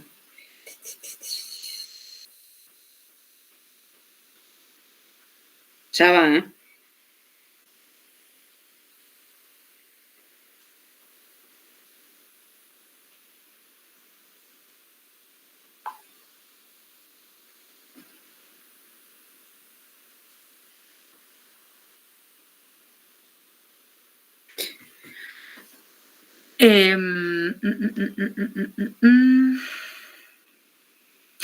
Bueno, también sabemos que han ocurrido muchas erupciones volcánicas, que de hecho hace como una semana, una cosa así. No sé si estuvieron viendo el tema de las noticias ambientales. Yo les habilité la tercera entrega, no sé si la vieron, se las habilité la semana pasada. No sé cómo van con eso. Hoy también tiene que presentar, no sé si Yamila, que creo que era la que iba a presentar la última clase, no sé si habrá presentado para hoy y después, porque nos quedan poquitas y tienen que terminar de hablar todos, así que después eso lo vemos. Pero hace como 8 o 9 días entró en erupción un volcán en Italia, en el sur de Italia. Así que eso hace que vieron que el volcán viene con toda la furia y con una temperatura más que elevada y arroja lava, que todo eso es ceniza hirviendo, entonces, bola de fuego, entonces eso también contribuye al cambio climático. Lo que sabemos es que los últimos años del siglo XIX, o sea, del otro siglo, la temperatura media de la superficie de la Tierra aumentó en 0,6 grados centígrados. Se sabe que la temperatura va a seguir aumentando, entonces es por eso que se han hecho acuerdos internacionales, que ahora los vamos a ver en profundidad y cada uno, porque el compromiso de los distintos países que se reúnen año a año es disminuir las emisiones de gases de efecto invernadero para poder bajar la temperatura. Hay un informe del Panel Intergubernamental de Cambio Climático, que luego lo vamos a ver, que es el IPCC, que dice que el calentamiento global desde los niveles preindustriales, es decir, de antes de la revolución industrial hasta la década del 2006-2015, se estima que aumentó un 0,87 grados centígrados. Bueno, entonces, ¿qué es el cambio climático? Es la variación estadísticamente significativa, ya sea de las condiciones climáticas medias, que se mantiene durante un periodo prolongado, generalmente durante más de 10 años, 10 o más años. El cambio del clima puede deberse a procesos naturales, internos o debido a acciones externas, o a cambios generados por los seres humanos. Entonces, un proceso natural sería, por ejemplo, una erupción volcánica, o directamente los generados por los seres humanos de forma duradera en la composición de la atmósfera o en el uso de la Tierra, con nuestras actividades, con nuestras, ya sea a nivel industrial o con todas las actividades que vamos haciendo diariamente, con la generación de residuos, con todo lo que nosotros le tiramos al ambiente, estamos contribuyendo a ese cambio climático. Es cambio del clima atribuido directa o indirectamente a actividades humanas que alteran la composición de la atmósfera mundial observada durante periodos de tiempos comparables. Este fenómeno fue notado por primera vez en 1863 por el científico británico Tyndall, que observó que las concentraciones de ciertos gases en la atmósfera se estaban incrementando y que esto tenía correlación con el incremento de la temperatura del planeta. El fenómeno del cambio climático es producido por un aumento de los gases de efecto invernadero, que son a su vez componentes gaseosos de la atmósfera, tanto naturales como antropógenos, que absorben y remiten a la Tierra radiación infrarroja. Sepan que los gases de efecto invernadero, que se abrevian GEI, gases de efecto invernadero, encontramos entre ellos el dióxido de carbono, que hablamos hace un rato, el óxido nitroso, que serían 2 átomos de oxígeno y 1 de nitrógeno, y el metano, que está formado por carbono. Por eso es que es importante hablar de los ciclos biogeoquímicos. Si bien no precisamente, o sea, cómo encontrábamos cada elemento, pero sí saber que esas emisiones son las que contribuyen a el cambio climático. Calentamiento global se refiere a los aumentos de la temperatura media en la troposfera, la cual a su vez provoca el cambio climático global. Y el cambio climático global es un término más amplio que se refiere a los cambios en cualquier aspecto del clima del planeta, entre ellos la temperatura, las precipitaciones. Incluyen causas y consecuencias de los cambios climáticos que afectan la atmósfera, el suelo, agua y los patrones de uso. Bueno, ¿y por qué se produjo este aumento? Por aumento del consumo de los carburantes fósiles, que hacen que aumenten las emisiones de dióxido de carbono, los incendios forestales, que hacen que aumente el dióxido de carbono y el metano, la deforestación, que era lo que les decía antes, ¿no? ¿Qué pasa? Si nosotros talamos todos los árboles, disminuye la actividad fotosintética y por lo tanto hay menor tasa de remoción de dióxido de carbono atmosférico. Obtención de cantidades importantes de cemento, que al convertir la piedra caliza en sal. Esto ocurre, ¿no? En cal, perdón. Si nosotros cada vez hacemos más construcciones con cemento, o sea, ¿vieron qué? Para, por ejemplo, ampliar las autopistas, ¿qué hacemos? O ampliar la ruta. Ahora que se amplió la ruta 2, se hizo un carril a cada lado. ¿Qué se hizo? Bueno, no había tantos árboles. Igual la idea es que si hay árboles sembrados, plantados, se corran, se vayan más hacia adentro. Pero si nosotros estamos sacando superficie verde para tirarle cemento, bueno, lo que estamos haciendo también es reducir esa superficie de fotosíntesis. ¿Y por qué se produce todo esto de el cemento en vez de la superficie verde? Porque cada vez está aumentando más la población. Entonces, necesitamos más viviendas, necesitamos más construcciones. El aumento del vapor de agua que absorbe la radiación térmica provocando calentamiento adicional y el aporte de sustancias ajenas a la atmósfera, que son los FC, los HCFC, que es, bueno, también acá por el aumento en los aerosoles. Vieron que una de las causas de la disminución de la capa de ozono se da por el uso abusivo de los aerosoles. Pero que si agarran un aerosol, no sé, un desodorante o algo así, dice que ahora dicen no afecta a la capa de ozono. Bueno, no sé hasta qué punto será cierto, pero eso dicen.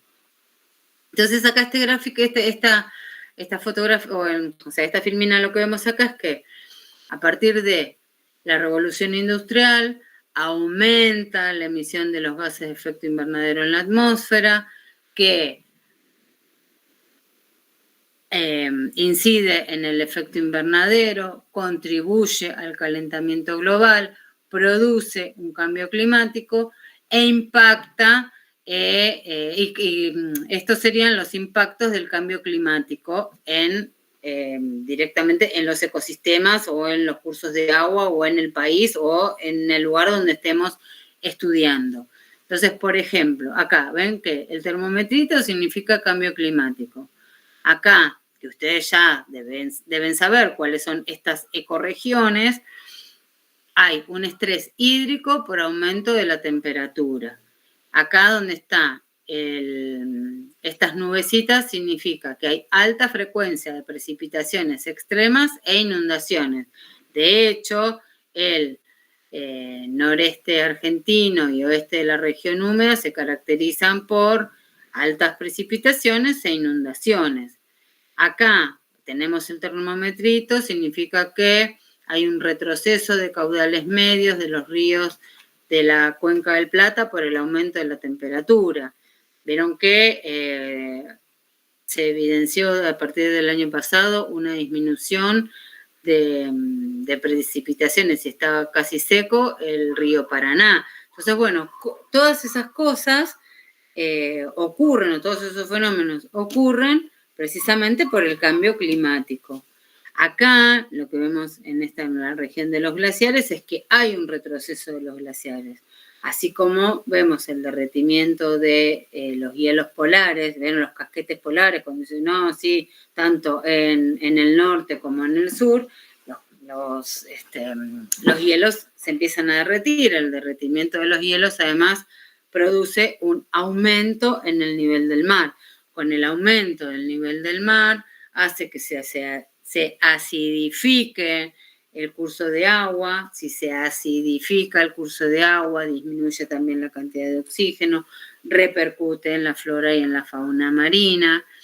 El aumento del nivel del mar erosiona las costas. O sea, todo tiene que ver con todo. Este gráfico nos muestra cómo evolucionaron los gases de efecto invernadero por distintos sectores en lo que sería el país, en lo que tiene que ver con el consumo de energía, en los procesos industriales y uso de productos, en la generación de residuos y este de acá abajo que no lo veo, que no sé qué dice, no me acuerdo qué decía este. Ah, el de la agricultura, ¿puede ser que sea este? ¿El verdecito? ¿Lo ven? Creo que era agricultura. Sí, y ganadería. Bueno, y acá tenemos los efectos socioeconómicos del cambio climático. El cambio climático lo que hace es que ya haya refugiados climáticos. ¿Qué significa? Que tienen que abandonar sus lugares de residencia precisamente o por sequías, por incendios, por inundaciones, pero básicamente es por sequía, porque no hay agua y se tienen que ir de sus lugares. Que descienda la productividad de las cosechas. ¿Por qué? Porque se pierden por falta de precipitaciones. O que precisamente al disminuir la productividad en las cosechas, suban los precios de los alimentos básicos o de consumo habitual. O que aumente la pobreza provocada por fenómenos meteorológicos extremos. Vieron que en gran parte del país tuvimos incendios forestales. Bueno, esa gente ha perdido todo. Entonces, imagínense, si pierden la vivienda, si pierden sus cosechas, son nuevos pobres. Además, la propagación de enfermedades por el aumento de las temperaturas, el empeoramiento del acceso al agua potable en determinadas áreas, más conflictos bélicos para acceder a recursos limitados. Vieron que la guerra del agua es un hecho. Israel y Franja de Gaza, que se encuentran en continuas guerras precisamente por el agua. La pérdida de la capacidad de trabajo debido al calor en climas extremos, ya sea por aumentos de temperatura, 40 grados, vieron el verano europeo que este año fue 40 grados, que hasta muertes produjo. Eso hace que, que la gente falte a sus trabajos, que tenga problemas, le baje la